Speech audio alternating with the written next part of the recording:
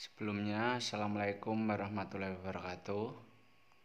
Perkenalkan, saya Septirian Sejati dengan nomor mahasiswa 27550. Di sini saya akan mempresentasikan analisis fundamental dari PT HM Sampoerna Tbk. Yang pertama, profil perusahaan. HM Sampoerna Tbk atau HMSP didirikan tanggal 27 Maret 1905 dan memulai kegiatan usaha komersialnya pada tahun 1913 di Surabaya sebagai industri rumah tangga. HM Sampoerna merupakan salah satu perusahaan terbesar di Indonesia yang bergerak di bidang industri rokok tembakau.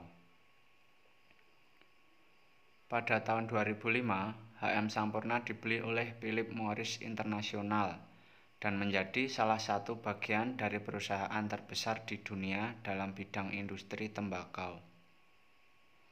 Saat ini HM Sampoerna adalah anak perusahaan dari PT Philip Morris Indonesia atau PMID dan merupakan afiliasi dari Philip Morris International Inc.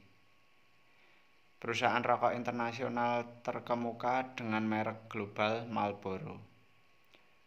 Operasional HM Sampoerna antara lain industri manufaktur, perdagangan dan distribusi rokok, termasuk juga mendistribusikan merek rokok yang diproduksi oleh Philip Morris Indonesia, yaitu Marlboro.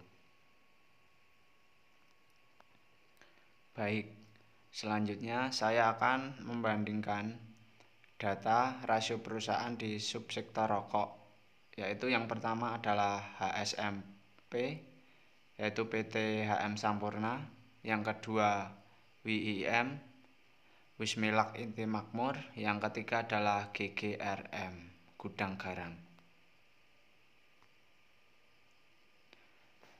Data rasio yang saya bandingkan di sini antara lain yaitu ROE, DER, PER, PBVR, dan dividen yield.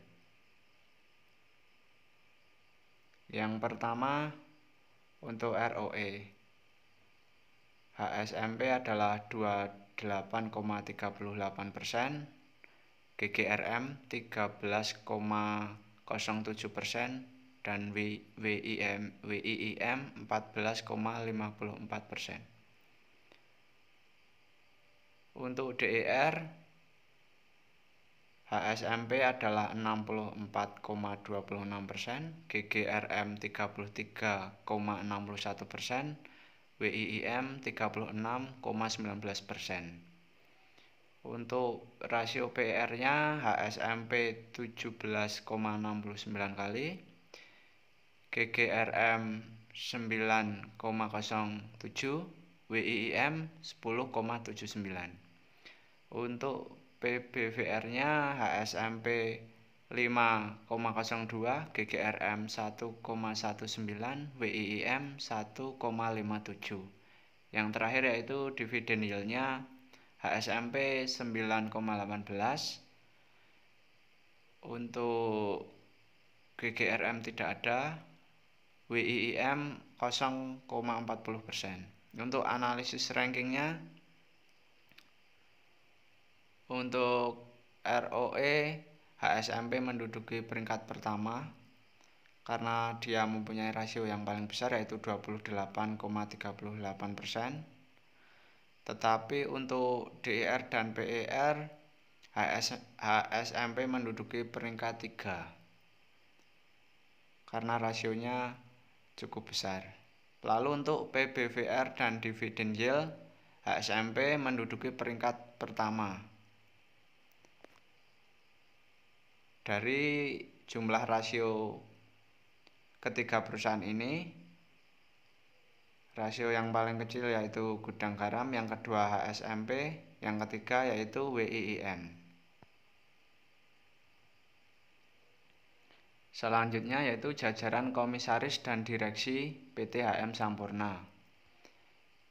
Komisaris John Gledhill, yaitu Presiden Komisaris. Yang kedua, Paul Norman Janelle, posisi sebagai Wakil Presiden Komisaris. Lutfi Mardiansyah, posisi Komisaris Independen. Justin Guy Mayal, posisi Komisaris Independen. Yang selanjutnya, Direksi.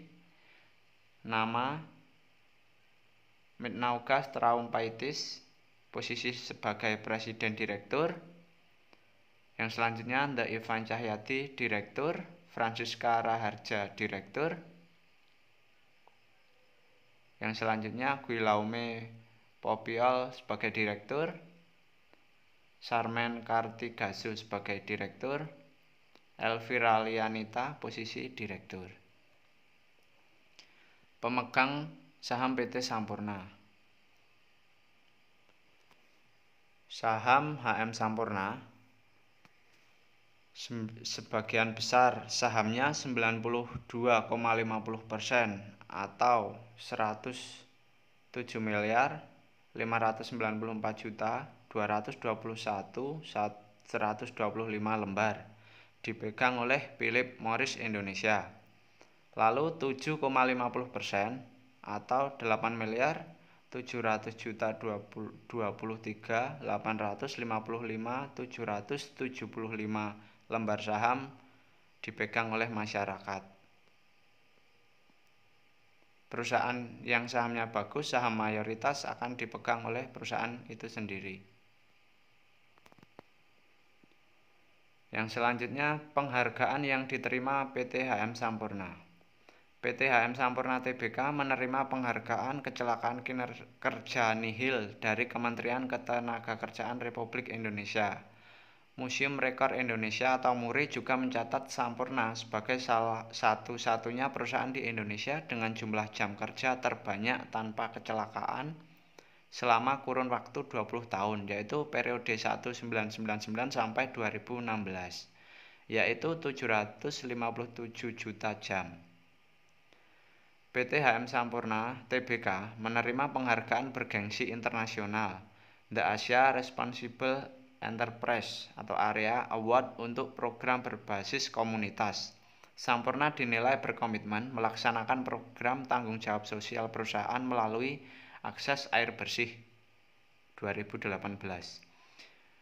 PT HM Sampurna Tbk menyabet penghargaan Asia Responsible Enterprise Award 2019 untuk kategori Green Leadership Award di Taipei, Taiwan. Penghargaan ini diberikan oleh Enterprise Asia atas upaya Sampurna yang dinilai berhasil mengurangi jejak karbon dalam menjalankan usahanya.